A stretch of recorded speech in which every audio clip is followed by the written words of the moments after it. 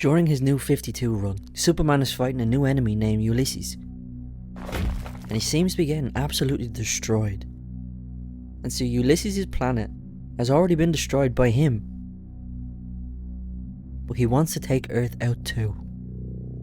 Superman can't keep taking this beating he's getting for too much longer. Ulysses starts to power up. He begins to use the power he drained from his dead planet to wipe Earth off the universal map.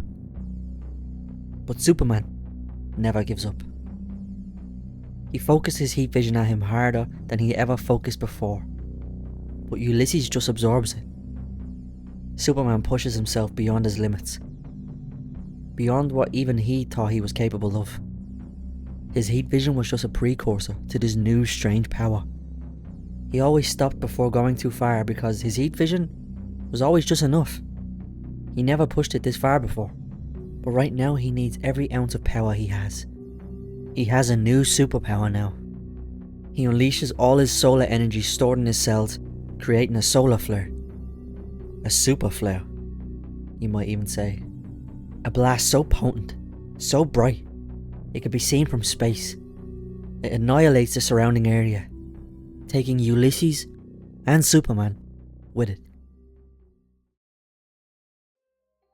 Ulysses is defeated, but so is Superman. This has dire side effects though. Because he unleashed all of his solar energy, Superman is basically now just a normal human being. He has no powers. He won't get them back until he soaks up more rays from the sun, and that's going to take a while. Batman eventually finds his broken body and brings him home, telling him of the news of his new superpower. And the Bat is a little jealous, he admits. He later reveals to his best friend Jimmy that he is in fact Superman. And Jimmy just can't believe it. Immediately he asks him to fly him around the place, but he's not really super anymore. Later they're walking down the street and he spots a little girl stuck up a tree, and she's about to fall. But Clark, being Clark, jumps in time to save her, scraping his arm really badly. But he thinks nothing of it until the little girl points it out that Clark is bleeding. Later they're all back at work when one of his co-workers comes in screaming, telling everyone there's a hostage situation close by. And Clark does what he does best and bolts. Metropolis's Superman is on the way. He knows how dangerous this will be, yet without even thinking, he appears as the city's hero once more. He pushes the cops to the side and engages the gunman. He shouts, "Get back!" But Clark's not going to do that. He threatens to shoot Clark, but he stands tall. He lies to him, saying he's only wasting his bullets if he shoots him, knowing full well that it will kill him. "Make the right choice," he calmly replies. They look each other up and down, and after a while, he finally apologizes, handing his gun over and ending the standoff. Superman, no. Clark Kent risked his life for a single civilian, just like he always does, powers or not.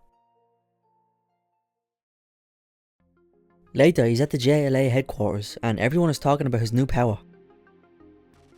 But he's back to normal now and all his powers are back. But they want to run tests on his new power. He prepares himself in the rec room and unleashes his blast once more. This time for all his friends to see.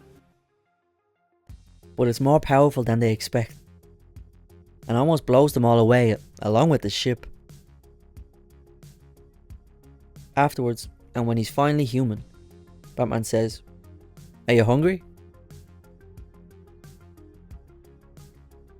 Fast forward and the Justice League are at a bar, and Clark is knocking back a few points. Good man himself. Then point after point goes back and he begins to ramble on about the intricacies of this new power.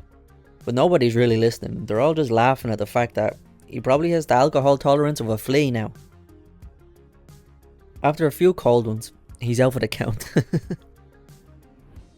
A day later, he's in bed, and his apartment is a mess. He's awoken by the TV bringing a news bulletin of a group of gunmen downtown, firing in every direction.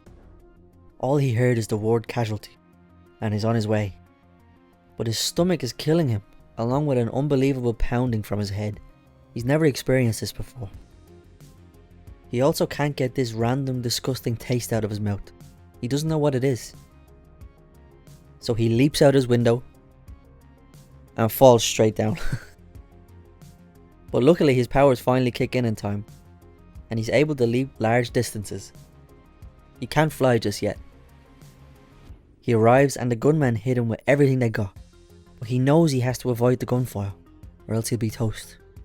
They knock over a wall and he catches it, but not convincingly. He's never felt pain like this before in his life, but it just makes him angrier. They continue to shoot, but he can't do anything about it. He can only block. But he uses his head rather than his fist for once, and rams them with half a building in his hands.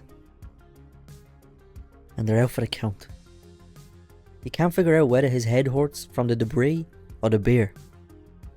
He'll never do this again. Later, news footage of the battle is being broadcast all over town. It doesn't paint a pretty picture, considering in every frame, he's beaten and bloody.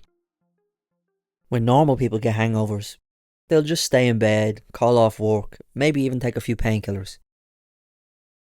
But when Superman gets a hangover, people die. And he can't afford for that to happen ever again. Well everyone, I hope you enjoyed this little sort of light-hearted story of the first time Superman ever got drunk. I'm sure he got drunk in the 1950s comics or something like that, but in modern day, I think it's a good little story. It's included in his New 52 run. I think it's issue 38 to 40. Give it a read. I left out a lot of details too about Ulysses and everything. But yeah, let me know if you like this shorter style of video. Like, share, comment, subscribe. Comment down below, let me know what you think. Peace.